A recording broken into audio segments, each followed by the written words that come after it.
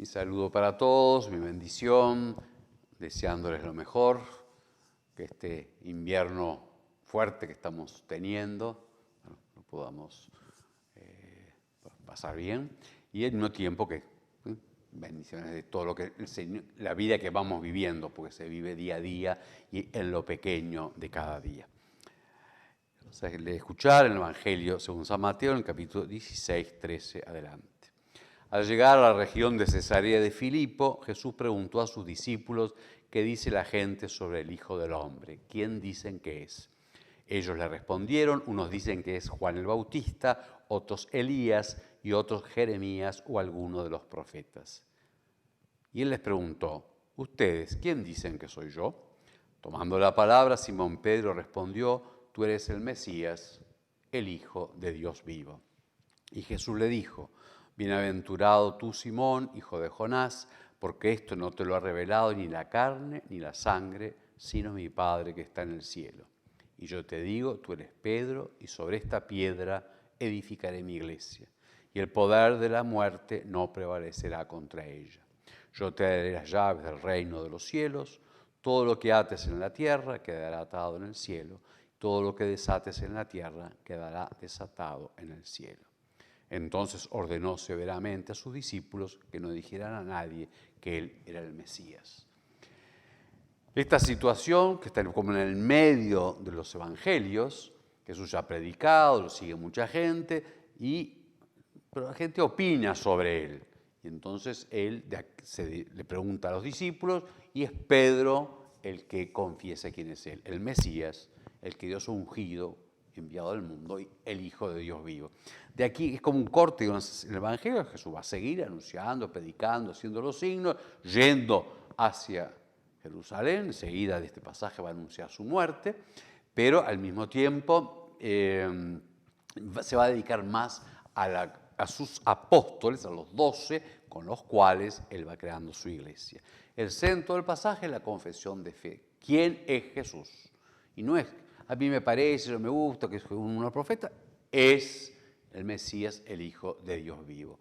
Y sobre esta confesión de fe, sobre quién es Jesús, su persona y su realidad, su envío del Padre y su ser hijo de un modo único, porque es el Hijo eterno, como ya lo va manifestando de distintas formas y lo va a aparecer patente en su resurrección. Sobre ella, esa fe se edifica la comunidad, porque no hay Mesías sino un pueblo mesiánico. Jesús no deja una religión de unas ideas y ni siquiera un libro, deja su pueblo, que es la iglesia, que se funda sobre esa confesión de fe y que tiene en el centro, como le indica el pasaje, los 12, y dentro de los 12 el lugar de Simón, hijo de Jonás, a quien Jesús le cambia el nombre. En verdad no le dijo tú eres Pedro, porque no existía el nombre de Pedro, le dijo tú eres piedra. Después se va a hacer nombre. Le dijo Kefas, que es la lengua de ellos, en arameo. Tú eres piedra y sobre esta piedra. Sobre la confesión de Pedro es que el Señor va a ir haciendo su iglesia. Esa confesión de Pedro, que el mismo Jesús dice, eso no te salió de ti. No, la carne y la sangre no es humano, es el Padre que te atrajo para reconocer quién soy yo, el Mesías, el Hijo de Dios vivo. Y a su vez, Él le da a Pedro, a quien le digo le cambia el nombre, Simón ahora va a ser piedra, Kefa, como así lo llama distintas veces el Nuevo Testamento, que después lo van adaptando al griego y a las otras lenguas y volvamos Pedro, sino que le da un lugar único. Esa iglesia sobre la confesión de Pedro es para siempre, ni la muerte, nunca, o sea, hasta la segunda venida de Cristo, y Pedro tiene un lugar allí, del cual van a participar también los apóstoles, que es las llaves del reino de los cielos. O sea, tiene el gobierno en nombre de Cristo, que es el rey, es como el mayordomo, el gobierno de esa comunidad. Cristo deja una comunidad orgánica. Y también el estar o no en esa comunidad lo tiene ese atar y desatar, es un lenguaje hebreo. Atar era excluir de la comunidad de salvación, desatar es permitir que entren de vuelta, lo que se hace con el perdón de los pecados y que tiene los apóstoles y que tiene Pedro de un modo singular.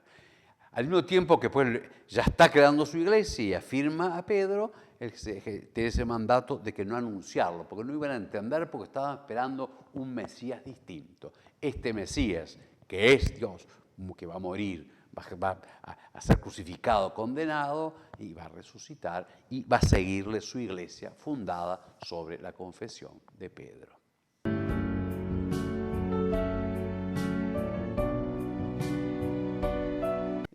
Tenemos la oportunidad de pensar juntos, que forma parte de la fe católica, cristiana católica, el lugar de los 12 y el lugar de Pedro en este pueblo de Jesús.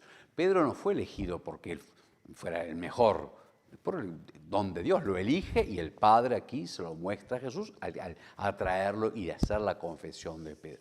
Y lo que Dios, Jesús le da a los 12 y dentro de ese colegio, ese grupo, a Pedro, se va a continuar en la iglesia siempre. A ellos van a recibir el Espíritu Santo, sobre ellos se funda, por eso la iglesia es apostólica, y a su vez tiene el ministerio, el servicio de los 12 y el servicio de Pedro, que continúa siempre en la iglesia. Por eso todos los obispos tienen la misión de afirmar en la fe, y en el conocimiento y en recibir con gratitud el don de Dios, tienen el poder de atar y desatar del perdón de los pecados.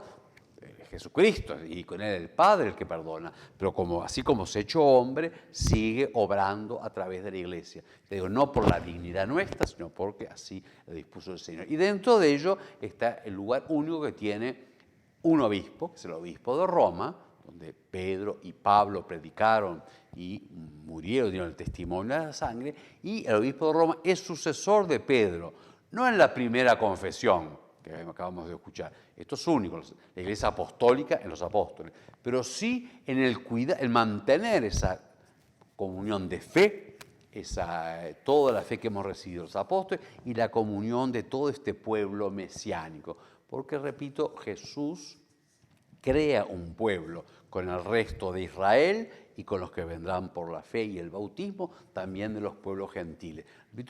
Nosotros creo, porque es así, y así lo muestra el mismo Señor, que Él no dejó unas ideas, ni siquiera dejó un libro. Después la misma iglesia, llevada por el Espíritu Santo, va a aceptar ya el Antiguo Testamento y va testando el Nuevo en los libros del Nuevo Testamento. Pero deja un pueblo y un pueblo orgánico en el cual se entra por la fe, por el bautismo, y se vive en la comunión, en la unidad de fe y también de vida, con los apóstoles en cada lugar, con el obispo, que es sucesor de los apóstoles en cada iglesia o lugar, y toda la iglesia entera en comunión con Pedro y el sucesor de Pedro, que es el obispo de Roma, el Papa. Esto hace a la verdadera iglesia como Cristo la ha querido constituir y como nosotros la confesamos en la fe y como la recibimos como un don. Muchas veces se tropieza en la fe, ¿cómo va a tener? Porque no importa el Papa, cómo va a tener el obispo, porque son humanos como nosotros, por supuesto, no solamente humanos, salvados del pecado y limitados y con una distancia sin límites con Jesucristo. Es Cristo el que ha querido, así como se hizo hombre de María la Virgen, el Hijo y Verbo de Dios, el Mesías, el Hijo de Dios vivo, así también ha querido estar presente, digamos así, humanamente en la historia, a través de su cuerpo, que es la iglesia, a través del pueblo de Dios, a través del templo del Espíritu, que es la iglesia, y es constitutivo y es don de Cristo para la iglesia, el ministerio de los obispos y del Papa del obispo de Roma. Y ya digo, no va a nuestro gusto afectivo, si nos parece bien, nos parece mal, nos gusta, nos atrae más, eso tiene todas las limitaciones, y ni siquiera a la santidad. Hay una santidad personal que hay que pedirle, hay que trabajar por ella, como cualquier cristiano, y también si se pierde hay que recuperarla por la confesión, pero hay una santidad de Cristo que obra por el ministerio de los obispos y por la comunión con el sucesor de Pedro, el Papa. La iglesia es un cuerpo visible y así lo ha querido el Señor y su gracia, continúa en la encarnación. Y nosotros cuando decimos el credo, recibimos la fe de la iglesia que Jesús reveló y que los apóstoles llevados por el Padre, reconocieron y fueron enviados. Vayan y anuncien el Evangelio a toda la creación. Y permanece la santidad de la Iglesia en la profesión de la fe, es ininterrumpida. La Iglesia nunca, en el núcleo de la fe, nunca yerra, siempre está sostenida por el mismo Cristo el Señor. Agradezcamos pues esta bajada de Jesús a nosotros para estar presente en el espacio, en el tiempo, en el siglo I y en el siglo XXI, en Uruguay y en Alaska y en Rusia, en la misma Santa Iglesia que confiesa con Pedro: tú eres el Cristo, el Hijo de Dios vivo. Y te queramos ahondar y conocer esa fe, vivirla y también llevarla a los demás. Que nos acompañe el testimonio de los apóstoles y de San Pedro.